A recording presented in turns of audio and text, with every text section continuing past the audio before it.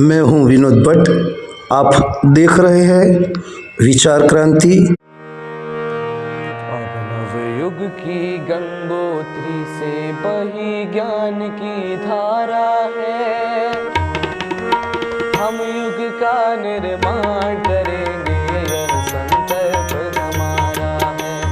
हम युग का निर्माण करेंगे, यह संकल्प हमारा है। अभिनव युग की गंगोत्री से बही ज्ञान की धारा है। आत्मीय भाइयों बहनों, गायत्री मंत्र एक साथे एक स्वर में। ओम भूर्भुवः स्वः तत्सवितुर्वरेण्यं भर्गो देवस्य धीमहि धियो यो नः प्रचोदयात्। हे प्राण स्वरूप, हे दुखनाशक, हे सुख स्वरूप, हे श्रेष्ठ तेजस्वी पापनाशक, हे परमात्मा, अमे आपने आप अमारा अंतःकरण में धारण करिए छे। आप अमारी बुद्धि ने, अमारा विचारों ने सन्मार्ग तरफ प्रेरित करो। आओ भाइयों बहनों, आ बहुजन हिताय, बहुजन सुखाय अने राष्ट्रने समृद्ध सशक्त बनावा माटेनी आ एक सार्वभौम प्रार्थना है, जेना माध्यम द्वारा आवनारा समयनी अंदर भारत सम्राट बनशे, विश्वनु मार्गदर्शन करशे।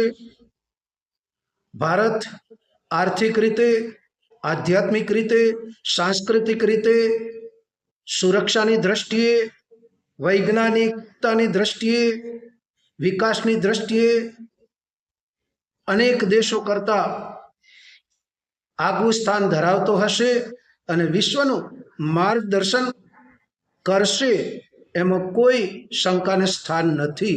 परंतु ये क्यारे शक्य है?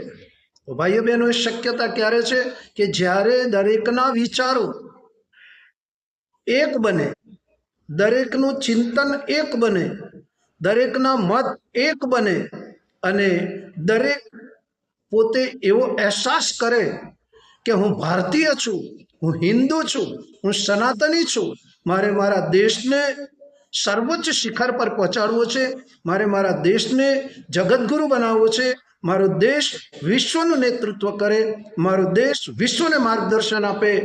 ए जो भावना जागृत थाय तो ज आपणे आपणा देशने महान बनावी शकीए अने भारत मातानी गौरव गाथा, यश कीर्ति प्रतिष्ठा विश्वनी अंदर ए गुंजती थाय। अने एना ज माटे 1926 में प्रगटावेल अखंड दीपकना सानिध्यमां जेमणे सांस्कृतिक पुनरुत्थान माटे, राष्ट्रना निर्माण माटे, मनुष्यनी अंदर देवत्वना उदय माटे, धरती पर स्वर्गीय वातावरणનું निर्माण करवा माटे गायत्री मंत्रनी साधना करी अने दिव्य शक्तिओने अर्जित करी अने पोतानी दिव्य दृष्टिथी जोई अने एक भविष्यवाणी करी कि सावधान, नवो युग आवी रह्यो छे, दुनिया बदलाई रही छे, मानवनुं चिंतन बदलाई रह्युं छे, मानवना विचारो बदलाई रह्या छे अने एनुं मुख्य कारण हशे गायत्री मंत्र। गायत्री मंत्र, गायत्री मंत्र, गायत्री मंत्र एक ज एवी सार्वभौम प्रार्थना है कि जेना माध्यम द्वारा दरेक धर्मना व्यक्तिओ, दरेक समाजना व्यक्तिओ, राष्ट्रनो प्रत्येक व्यक्ति आ प्रार्थना माध्यम द्वारा पोते तो ओजस, तेजस, वर्चस प्राप्त करे छे, परंतु अपना भारत ने पण यशस्वी, वर्चस्वी, ओजस्वी, तेजस्वी बनावी शके छे, एमां बे मत नथी। आ कथन एक महाकालनुं छे, एक अवतारी चेतनानुं छे कि जेणे कह्युं कि ज्यां सुधी गायत्री मंत्र पहोंचशे, यज्ञ पहोंचशे, त्यां सुधी आ દેવભૂમિ બનશે, યજ્ઞ ભૂમિ બનશે અને એનું શ્રેય અને સન્માન એ ભારતને ફાળે જશે. કારણ કે ભારત જ એક એવો દેશ છે, એની પાસે એવી આધ્યાત્મિક શક્તિ છે, એને કોઈ અણુબોમ્બ કે કોઈ બીજા અન્ય શક્તિઓની જરૂર પડશે નહીં. કારણ કે એની પાસે દિવ્ય શક્તિઓ, અવતારી ચેતનાની શક્તિઓ, ઋષિ મુનિઓનું તપ અને સંગઠિત સજ્જન પુરુષોનો સાથ છે, જેથી કરી ભારત આવતા સમયમાં વિશ્વની મહાસત્તા બનશે. એને કોઈ રોકી શકશે નહીં. આ કથન આ યુગના મહાન ઋષિ, આ યુગના મહાન તત્વચિંતક, આ યુગના મહાન તપસ્વી કે જેમણે સાંસ્કૃતિક પુનરુત્થાન માટે, રાષ્ટ્રના નિર્માણ માટે, સમાજના નિર્માણ માટે, શ્રેષ્ઠ વિચારોને જન જન સુધી પહોંચાડવા માટે સહજ અને સરળ ભાષાની અંદર 3200થી વધારે પુસ્તકો લખી અને સમાજને શ્રેષ્ઠ વિચારોની, શ્રેષ્ઠ જ્ઞાનની એક અમૂલ્ય ભેટ આપી છે. જેના પ્રચાર પ્રસાર માધ્યમ દ્વારા, જેને ચિંતન મનન માધ્યમ દ્વારા મનુષ્યની અંદર એ દેવી શક્તિઓનું જાગરણ થશે અને એ મનુષ્ય પોતે સંગઠિત બની અને સહકારિતાના ધોરણે ભારતની મહાનતાને, અસ્મિતાને, ગૌરવ ગાથાને સર્વોચ્ચ શિખર પર પહોંચાડવા માટે પોતાનું યોગદાન આપી અને પોતે ગર્વ કરશે કે હું ભારતીય છું, હું હિન્દુ છું, હું ભારત માતાનું સપૂત છું. પરંતુ ભાઈઓ બહેનો, એના માટે આ યુગ ઋષિએ કહ્યું કે બેટા, નવયુગની આધારશિલા, સતયુગનું આગમન, એ યુગ નિર્માણ સત્સંકલ્પ દ્વારા સંભવિત છે. અને એ સત્સંકલ્પ ઘર ઘર સુધી પહોંચે, પ્રત્યેક ભારતવાસી આ સત્સંકલ્પને પોતાના જીવનનું અંગ બનાવે અને દરરોજ એનું પઠન કરે, ચિંતન કરે, મનન કરે અને પોતાના ગુણ કર્મ સ્વભાવને બદલી અને પોતે વિચાર કરે કે હું દુનિયાનો, વિશ્વનો સૌથી શ્રેષ્ઠ મહત્વપૂર્ણ વ્યક્તિ છું. હું પોતે જ મારા ભાગ્યનો નિર્માતા છું. મારું કર્તવ્ય રાષ્ટ્રની સેવા, દેશની સેવા, સમાજની સેવા, સંસ્કૃતિનું ઉત્થાન, સંસ્કારોનું જતન, એ જ મારું લક્ષ્ય છે.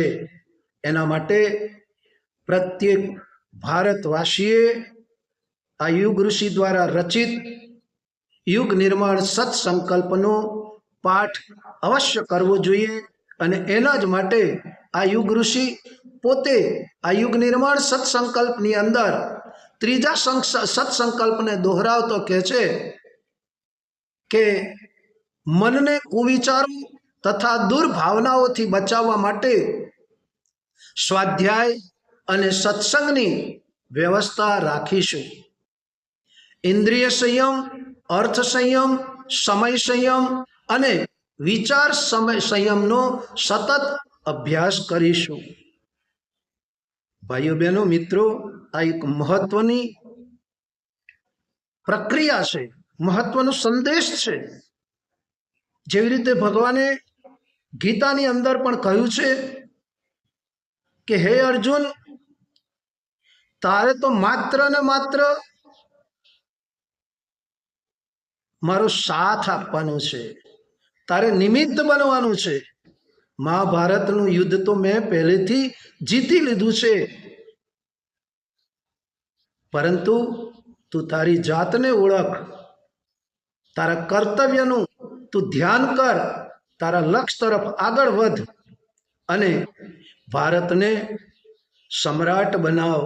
એ જ રીતે ભાઈઓ બહેનો, આ યુગ ઋષિ પણ આપણને એક જ વાત કરે છે, પ્રેમ અને સહકારથી ભરેલો પરિવાર ધરતી પરનું સ્વર્ગ છે. એના માટેની તૈયારી આ યુગ નિર્માણ યોજનાના સત્સંકલ્પ દ્વારા આપણે સૌ નવા રાષ્ટ્રનું નિર્માણ કરી શકીએ. સંસ્કૃતિનું રક્ષણ કરી શકીએ. અને એના માટે આ યુગ ઋષિની એક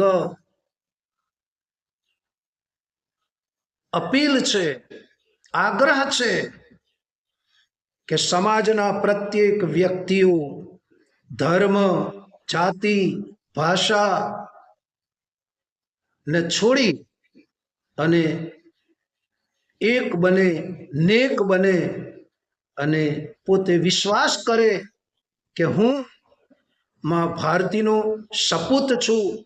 મારી જવાબદારી માં ભારતીનું રક્ષણ કરવાની છે. મારી જવાબદારી સનાતન ધર્મનું રક્ષણ કરવાની છે. મારી જવાબદારી હિન્દુત્વને જાગૃત રાખવાની છે. તો ભાઈઓ બહેનો, આ સત્સંકલ્પ છે. એ સત્સંકલ્પને જીવનમાં ઉતારીએ. આપને પણ આગ્રહભરી અપીલ કરવામાં આવે છે કે જો